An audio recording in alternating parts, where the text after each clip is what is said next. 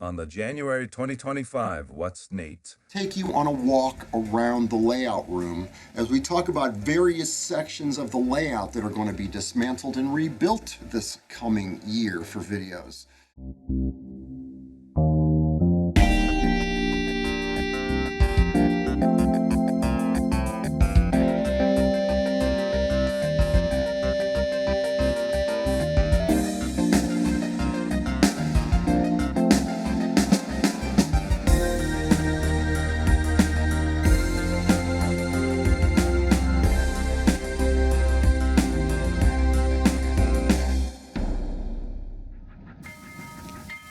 The What's Neat show is sponsored by Lombard Hobbies, your value hobby shop for over 40 years of modelers helping modelers. Big inventory, value pricing, fast shipping, and great service. And by Broadway Limited Imports, the cutting-edge leader in model trains. Check out their website at broadway-limited.com. And by Bachmann Trains. Now that's the way to run a railroad. Check out their website at bachmanntrains.com. And thank you for helping us support the best hobby in the world. This is What's Neat for January 2025. How unbelievable. We started this adventure in November 2012 with the very first What's Neat video. I think that was Mike Buddy. And it was about a 45-second long video of his auto racks. Just an amazing experience getting started with a digital online magazine that was new to me called Model Railroad Hobbyist Magazine. And I initially started out wanting to do a simple editorial type of a thing once a month, more like a trains of thought type of a thing, where I would demonstrate what photo shoots or what project I might be working on any one given month and have my own column. And then I bought a video camera, and that changed everything because I discovered you could say so much more in about 4 minutes of video than what you could with a 10-page article and 8 photographs in a magazine. So that's what got us started with this What's Neat thing back in 2012. So fast forward now, we're starting our 12th year of producing this show. Every single layout that I've been to and interviews of, every single thing that I've done to my own personal home layout since 2012, going from adding dioramas to magnet lift-out sections to the full gamut of the narrow gauge construction that I had built. So many different projects you've seen me build through the years on What's Neat. And so now with this January show, we're to continue on that tradition now as we continue forward promoting the best hobby in the world. And on this month's show, I've got something kind of unusual that we're going to do. We've got these Broadway Limited SD70 ACEs. I've got 2 of them, one in UP and one in Montana Rail Link. And I shot these models outside. They're absolutely beautiful, and I'm going to show these models to you further in the show as we do some experimentation with them, because these are the new diecast models from Broadway Limited, so they're kind of heavy. In fact, they weigh 14.7 ounces.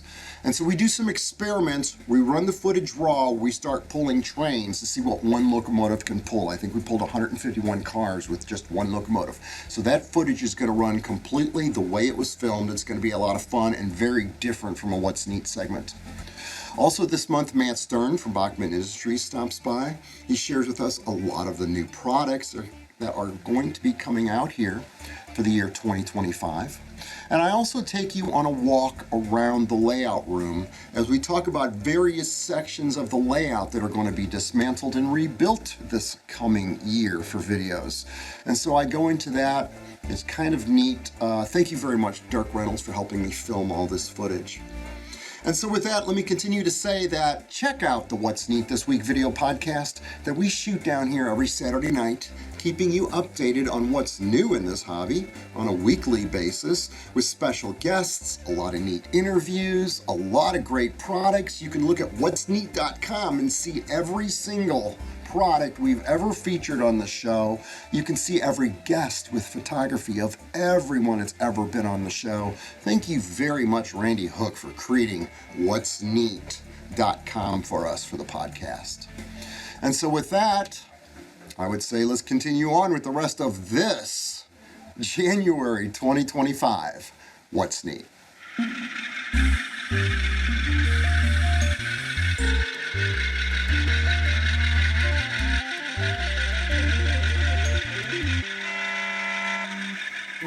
Here we are, January 2025. What's neat? I know you already know that because you saw the opening credits.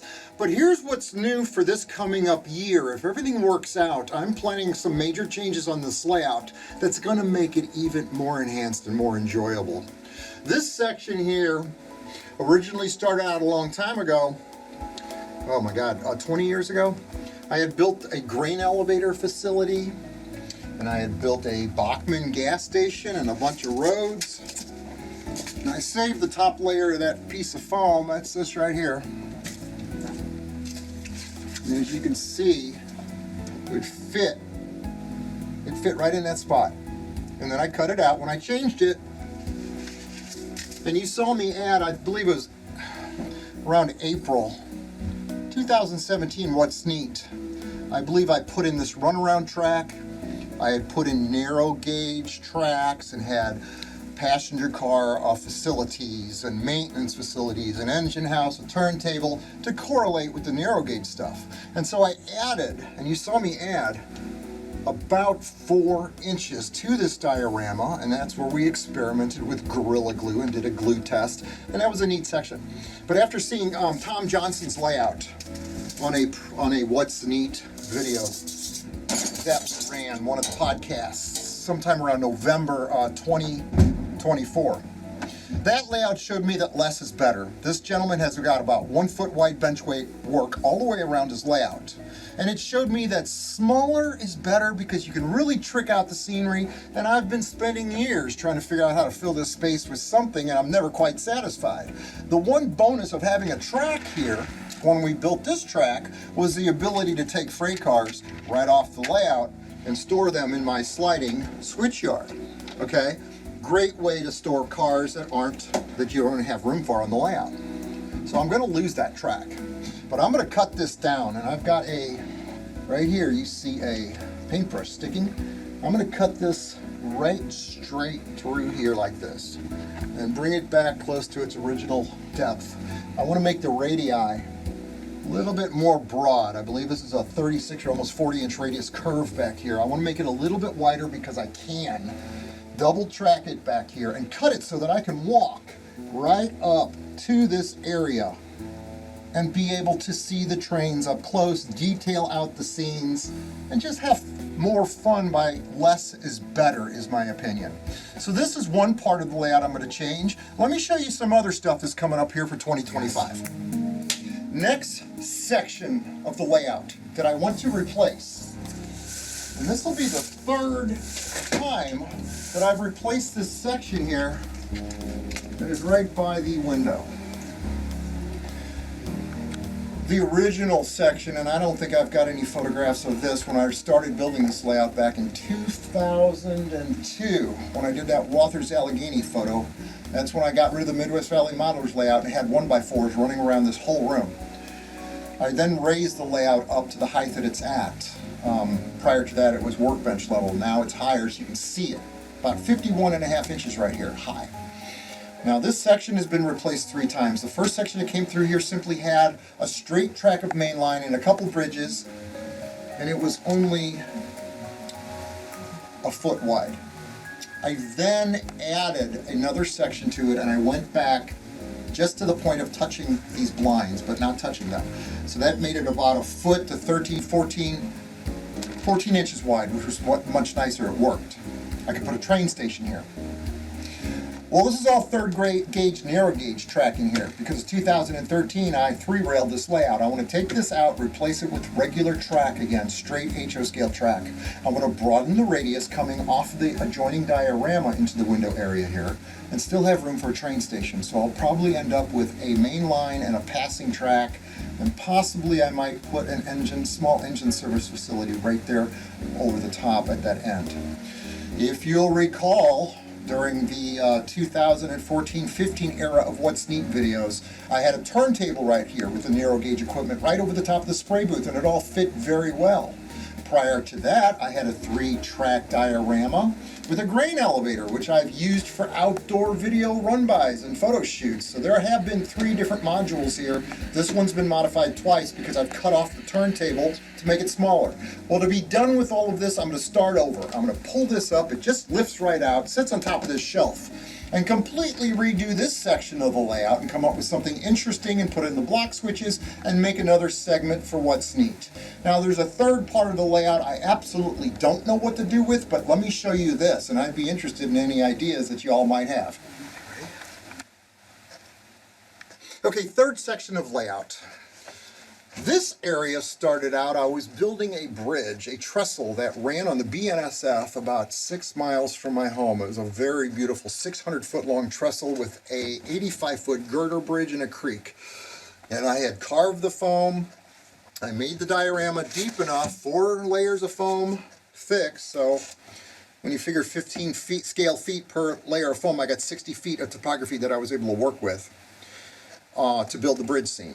I then never finished that scene, and then I put this section in flat topped, and this section had switches and turnouts when I 3-railed the layout, which all of that's been filmed in the last decade or so of What's Neat videos, where this came out into a peninsula in the middle of the room. It followed a set 5-foot by 10-foot narrow gauge circle layout that ran across Leitner trestle, ran into a log mill, all of that stuff you guys saw me build on What's Neat with the famous lift out sections right here held in by magnets. Well, that's all been eliminated. That's all gone. Now for this idea of a new fresh section of flat foam. I've drawn some lines on it to continue the roads from the adjoining diorama, but really I don't know what I want to build here. I've tried grain elevators, I've tried buildings, I've got a couple cars here on a track adjoining the main line as if I were to put a siding to add interest to operation, but I just don't want to build a siding for operation. I want something aesthetically pleasing here. There's a million things you could do. I could lower the benchwork, go floor to ceiling with some crazy cliff and run a train through a mountainous region. I know that doesn't fit the rest of the layout, but if you want to have fun, that's what we can do. I don't know what I'm going to build here yet, but sometime here in the year 2025, I'd like to. I'd be open to all y'all's suggestions on this one. But that's the lineup for layout construction that I'm thinking about, and who knows what other ideas are going to pop up in the next few months as we move along through this crazy year of 2025. So now we're going to continue on with the rest of this What's Neat video.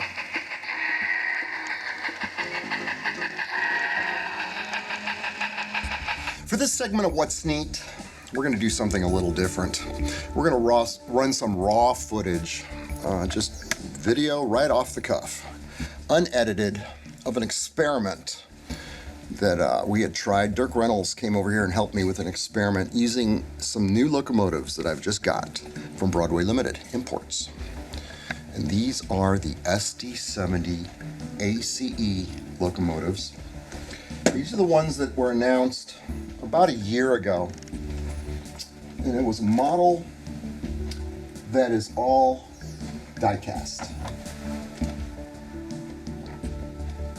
And that's what this model is right here. I've got an example. I also have a Union Pacific. I photographed both of these models outside.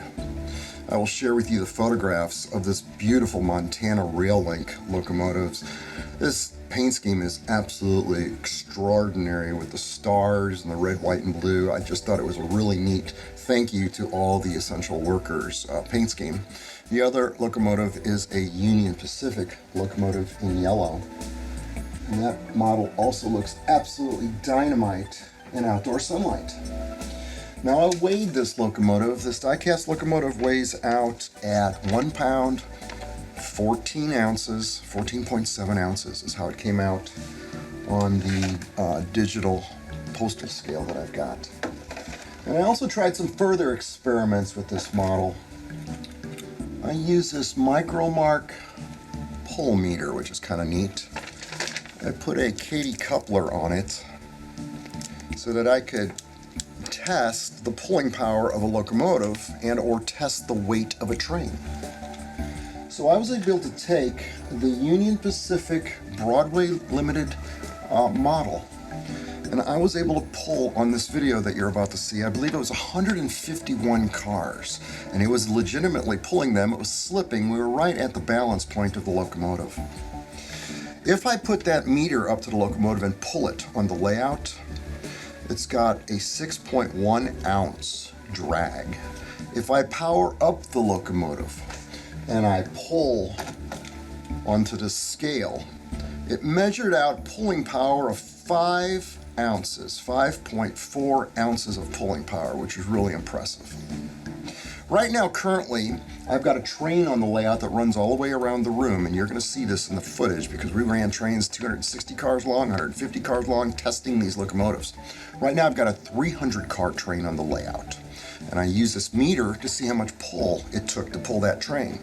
Now, arguably, 300 cars, let's say they're 4 ounces each, that comes out to about 75 pounds of models. But the pull is only 14.1 ounces to actually drag the train and make it run. I've also found out it's better to put the power at the beginning rather than have it in the middle because we don't have automatic train control, so we can't really govern the pull of the locomotives. And if a model stalls on a switch at the front, the locomotives in the rear tended to push the cars into the corners, and it was just a jumble of a mess. Because these engines are heavy, they break stuff when you wreck. So that's something else. I think we had 6 broken couplers during this experiment. So with that, I'm going to go ahead and let this video run as Dirk and myself started setting up these trains. Now, this train that's on the layout presently is 300 cars because the first part of this year, January 4th, we shot show number 300. So the cars on the layout, in fact, I'm going to load up another 28 cars, put 3 of the Broadway Limited locomotives on it, and we pulled that train through the whole show, running around where the train was literally chasing its caboose on a 157-foot main line all the way around the room. That's how long the main line is. I measured it one time with a little rolling wheel. So with that, that's the preface to set up these next video clips. Just again, this material is raw. It's being filmed and shown to you just as it was filmed. It adds some credibility to the fact that this is a crazy experiment on What's Neat.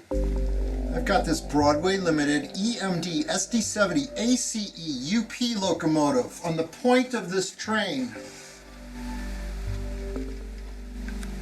This train is 165 cars long. It goes from this half of the basement straight across to the bridge on the other half of the basement. So we're only halfway across the entire room. And the whole room's 157 feet across. So from a dead stop, how many cars? 165.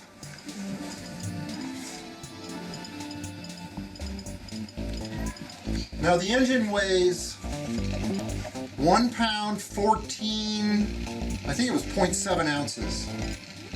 And we're right at the balance point. So I'm gonna give it a little push here, but check this out, because once we get going, she's gonna go.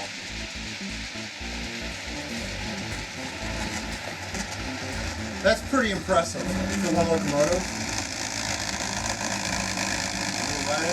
We're right effectively at the balance point on this train.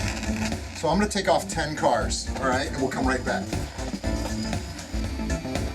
150 cars. Let's go with it. 150 cars. I really have better traction when I slow down. Right? That's doing good.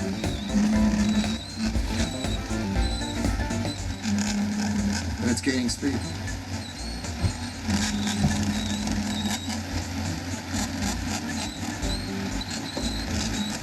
Look at that. It's gaining speed. That's good. This is good.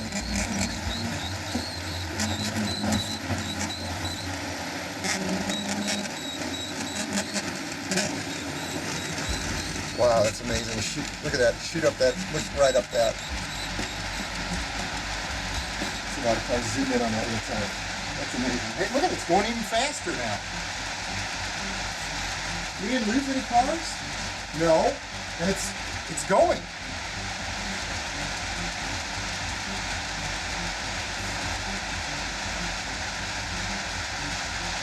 Wow, look at that.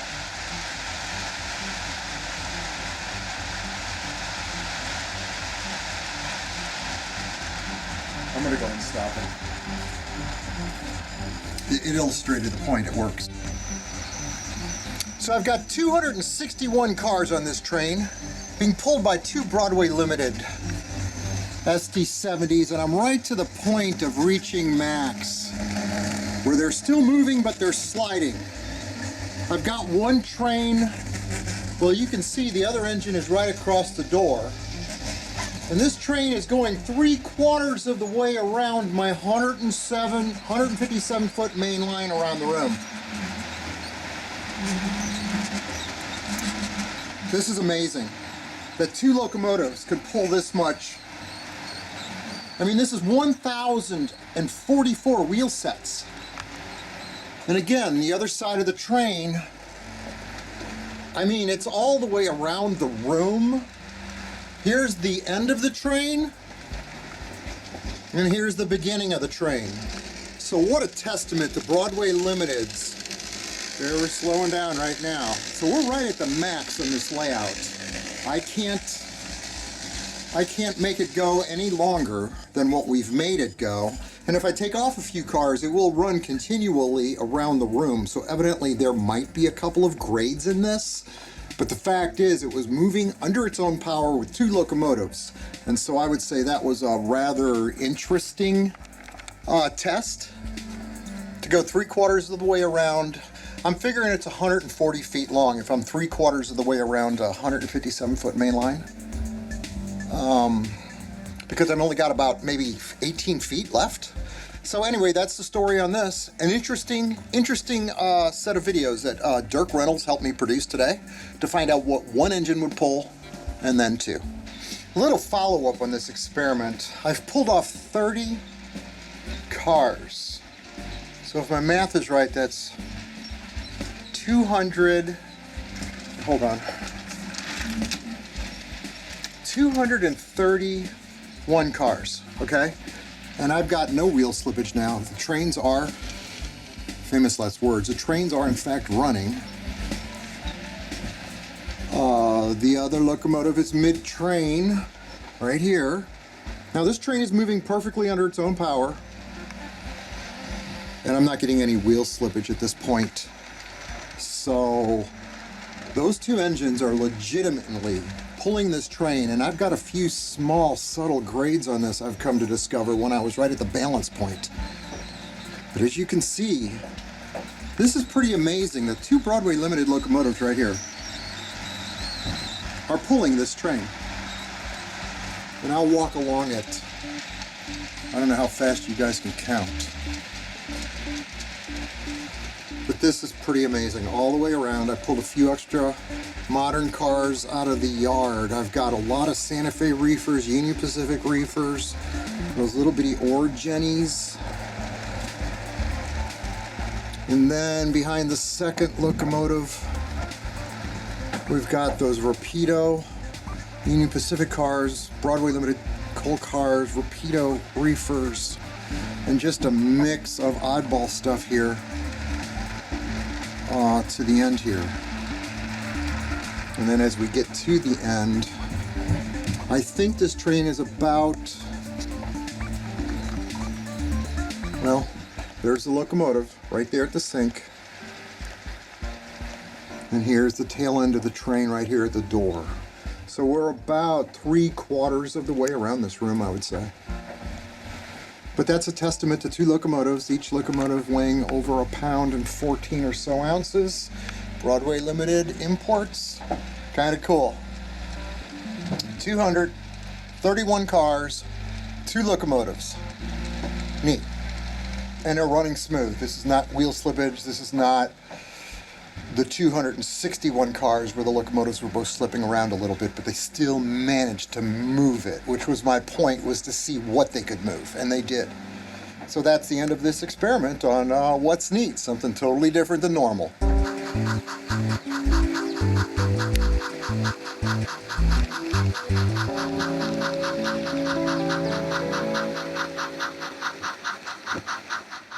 For this segment of What's Neat, I've got Matt Stern all the way from beautiful Philadelphia, Pennsylvania at Bachmann Industries with some of the new products that we're announcing now for the new year of 2025. Hey, Matt. Hey, Ken, how's it going? It's absolutely awesome. Warmer than normal for Christmas, you know, coming into January here, looking forward to 2025. Yeah, we're certainly hoping for some snow on this end. There you go. So what do you got to talk about today? Yeah, so got a lot of HO to talk about today, but we're going to throw some N-scale in there as well. These are some new production samples of predominantly products that we have announced already. These are including the GP38-2s from our NMRA announcement in the summer. We've also got some freight cars and a couple passenger cars and some other things to talk about too. So we'll start out with the GP38s. Okay. So GP38s are no stranger to our HO scale line. We've had them for a number of years. This is the first time we're offering them with Soundtrack's economy sound on board, or sound value on board. So we've had them in the line for quite a while now, DCC ready. We did have them with our earlier iteration of sound value before, but we've revamped them with economy. So they have a ton of new sound features, horns, bell options. You got a full startup sequence and all that great stuff. Wow. And we got a couple of new paint schemes as well. This is our CSX Bright Future YN2. Now we've obviously done many locomotives with this scheme in the past, but recently we've been making some changes to try and improve on some of these paint schemes, and this is a great example of that. We actually went with a totally new gray on this. Okay. Which is lighter than what we've used in the past. What we used in the past, we felt was a little too dark, so we went with a lighter gray, and we think it matches the prototype a lot more. And you may when you think of YN2 and you think of Bright Future, you might think, oh, it is a little darker, but this is how it would look out of the factory. It's the kind of gray that when dirt and grime adheres to it, it just takes on a darker appearance. So it's deceptively light in reality. No, it looks good. The white roof, and I love the black on top of the nose. Yeah. That's certainly a nice feature of this. I will point out one thing with this is this sand hat? This should not be gray on here, and that will be black, and that's just one of those things that early production samples. There's always there's always something that you're gonna have to correct. Yes. So that's CSX. We've got BNSF in the current, I believe it's the H4 scheme. Okay.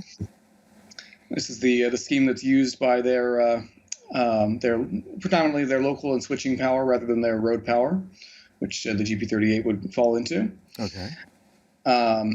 We've offered this scheme before on previous runs of GP38s, obviously without the economy sound, but we've also made some changes to better reflect the paint scheme on the prototype, such as the orange painted cab windows. Rather than actually have an older sample here, you'll see it has the silver cab windows.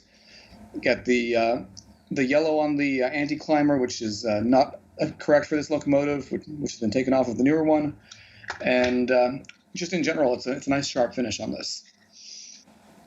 And then last for now, we have Union Pacific, and this is actually there are a couple of cool things about this. One of them is this is not a version of the Union Pacific scheme that we've offered before. We typically go with the traditional scheme with the red stripe down here. This is replicating this locomotive in a slightly more modern appearance, where it's had the red stripe removed, and it's received the yellow reflective warning strips on it. Very nice. Yes. And another interesting thing to note about this model is that this has the non-dynamic brake roof configuration, which is something we just introduced on our DCC-ready GP38s last year with the Missouri Pacific example that I actually showed off, I think, at your What's Neat This Week show. That was fun. That was a great show. It absolutely was, yeah. So we do have one more GP38 that's not quite ready for prime time yet, and that is Long Island Railroad. We're still working out finalizing some details with the paint scheme on that, but we'll hopefully have that to show you. Probably Larry or Tyler next month will have that ready for you. Very cool. So those are coming. Those are coming in 2025, a little later in 2025. We're probably looking around the middle of the year. Something that is in stock now is our BL2. Yes. Wow. And we know a lot of people have been excited about these because there hasn't been a BL2 on the market since the early 2000s. And there hasn't been a BL2, to my knowledge, that's been sound ready. So when I say sound ready, it doesn't have a speaker in it, but it has the housing for it. It comes with DCC on board. Okay. All you need to do is just install a speaker, and you'll install a sound appropriate decoder, and you'll be off and running with it. But it does come with DCC built in for if you're just wanting to run it out of the box. Now, So this is Western Maryland. We also have Rock Island, Monon, and what is the fourth one? We have, oh gosh. This is the problem when you have so many products in your line. It's amazing, though. So what an unusual looking engine that led into the F units. So actually, this led into the GP units, the Jeeps. Is that right? This was actually an evolution from the F units. The F units were road locomotives. They weren't really suited for switching in the sense that they had the full car bodies rather than the narrower bodies that you typically find on switching locomotives. So that made it harder for crews to see when they're making reverse movements where they're going. So in order to facilitate that and produce a locomotive that was appropriate for switching, EMD produced these. It had the rear windows here. You can see all the way down. And they incorporated some nice styling on it as well. It kind of looks like the yes, like it's replicating the streamliner style of the era, even though they were not necessarily streamliner locomotives. I think that'll be well received by the modelers. Absolutely. Oh, and Chesapeake and Ohio is the other paint scheme. There you go. It just slipped the mind for the moment. I hate that when that happens on the show. I know. So yeah, these are shipping now, we're really excited to be able to bring the BL2 back into the ready-to-run HO scale market. Very cool. So in the rolling stock, we'll start with a freight car that's in stock to go along with the BL2 here, although not necessarily the same era. And this is our air slide hopper. This is one of two hoppers that we just introduced this year for helping to bring our options for freight rolling stock forward into rolling stock that might be more appropriate for modelers of the 80s, 90s, and 2000s and 2010s. Okay. And 2020s, I guess we're in now. These are cars that could be seen from around the 1960s onwards. There have been various variations of them through the years. You can still find them today. Not a lot of them are used for carrying loads anymore, although you still can find those every now and then. Mostly these are used today for buffer service between the locomotives and usually unit oil trains and stuff like that. Interesting. But they are still rolling in the system, and they're a great car that lend themselves to over 40 years worth of model railroading eras. And just one of my favorite features of this car. It has probably one of the most detailed undersides of any car we've produced. That's a lot of work. Wow, nice. And you have to make sure, when you're seeing it from the side-on perspective, if on the real thing you can see all those pipes, you can see all those hatches, you have to replicate that. It looks fantastic. And these come available. So these are another new thing that we're doing with these cars is we're offering 2 road numbers per car, rather than the traditional 1 road number that we've had in our line. So you can build a train with, a little more easily. You don't have to renumber every car in your consist if you want to run more than one. Okay. So these are available for Burlington Northern, Union Pacific, in the beautiful 60s era silver scheme with the silver trucks. That's nice, yes. I believe I also had that one on your show as well. Yes, we've shown that. That's beautiful. And then we also have CSX, and then we have the GACX, GATX paint scheme as well. Okay. And going along with that, we have our Trinity hoppers. These were announced at the same time. These cars are certainly cars that you absolutely can find in revenue service hauling loads today. These are about the most popular hoppers that you could find on the railroad today. Literally thousands of them in service. They started in service in, I believe, 1994. and they've made it to just about every corner of North America on unit grain trains, manifests, and they're just very cool cars. This is our BNSF here. Again, 2 road numbers per car for these. The roof walk looks good. Yes. Yep. See-through roof walk there. Yes. Good job. And then you've got the hatches with the underside detail there. Okay. You've got, I don't know how well it'll pick up, but you've got all the brake rigging and details in there and the piping. And these come available for BNSF, CSX, and the Grain Express scheme. I actually have box samples of these here.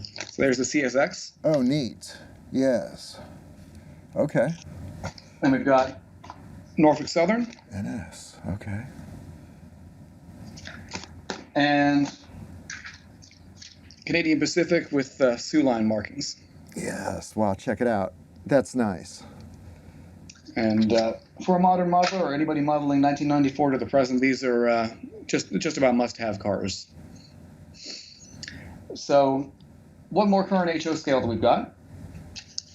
These I haven't checked on the delivery schedule for these yet, so I'm not sure when they'll be in, but they may be in by the time that this airs. Okay. Don't hold me to that because they might not be, but these are our new paint scheme. This is one of our new paint schemes for our open excursion cars. Okay. Wow, This is the East Broad Top Railroad. Yes. This one is a great counterpart to our East Broad Top Locomotive, our East Broad Top, I think it's a 460, and our 3 old-time passenger cars, and bobber caboose as well. Yeah, those things look amazing when you fill them up with people. Absolutely. Yes. I've got And- one of those on the shelf down here, and it's just a really cool car. It is. If you have a tourist railroad on your model railroad, it's the perfect addition to your roster for that. Yes. Yes. And particularly this one for the East Broad Top. We know the East Broad Top, and the other one I should mention. The other new one we're doing is Roaring Camp at Big Trees in California. Okay. We realize these are both narrow gauge railroads and these are standard gauge cars, but of course most people don't model narrow gauge. That's just that's just the fact of it. So we want to make sure that people can have cars that they can run on their railroads as a memento to their time on the riding these railroads. No, what a great concept. That's a great idea, Matt. I got the phone going in the background. I apologize. All right. So with that, that's about all I have for HO scale. But Okay. we have a couple of products that are just arriving into stock now in N scale. Ooh, look at the Which are colors. Yes. Steel coil cars. Wow, the N scalers are going to like that. Yeah, these cars turned out really nicely, and we're actually offering 2 different hood style here, 2 different body styles. Okay. So you've got the rounded hood here, which would be the I guess the more modern design, and you've got the older design angled hood here, which both can be still found in service today, but this is the slightly more modern version. And the coolest thing about these cars is take the hood off. Look at that. You've got loads in there. You got the steel coil loads, and they are all removable. So you can set these up on a loading or unloading scene. You can have them running with or without the hoods, because you actually sometimes see these running without the hoods. Okay. And you can have them running with or without the loads. And you can also mix and match hoods. So say if you wanted to put one of the older hoods on the newer car, you can do that. And you do actually see that in reality as well. So if you buy multiple cars, you can mix and match the hoods just for a little bit more variation. Very, very good. Wow. So that just about wraps up everything I have for you this week or this month. It's always awesome. Now, we've got these beautiful HO scale models on the table that I've been working with for a few weeks. This is the Dreyfus Hudson that y'all are coming out with. And the paint scheme with the blue stripes on these passenger cars is exquisite. When will this model actually be able to be bought at a store? So the Dreyfus is actually coming this winter. It should be on the water by the time this airs. Very nice. They are going to love it. It runs sweet. We've been running it a lot down here with the Black Hudson behind it. Now, I know they don't run it that way, but pulling freight cars down here, it just looks good. It may have happened at some point in reality. Who knows? And Well, those standard J3A Hudsons, it's worth mentioning, those are available now and shipping at this time. yes. And we also have those passenger cars as well to accompany the Dreyfuss Hudson. I won't talk too much about those. Those were expected a little later this year. Okay. But I'll leave most of that to whoever, whether it's Tyler or Larry next month. They'll be able to go into more detail about these cars. But they're a nice accompaniment to the Hudson. Very cool. So with that, thank you very much for sharing all the new products here for January. And that ends this What's Neat video for January 2025. I can't believe it. Here we go. And that's this segment for What's Neat. All of the products seen on this episode of What's Neat are available from Lombard Hobbies in Lombard, Illinois, or order online at lombardhobby.com. And by Broadway Limited Imports, the cutting-edge leader in model trains. Check out their website at broadway-limited.com. Bachmann Trains. Now that's the way to run a railroad. Check out their website at bachmanntrains.com.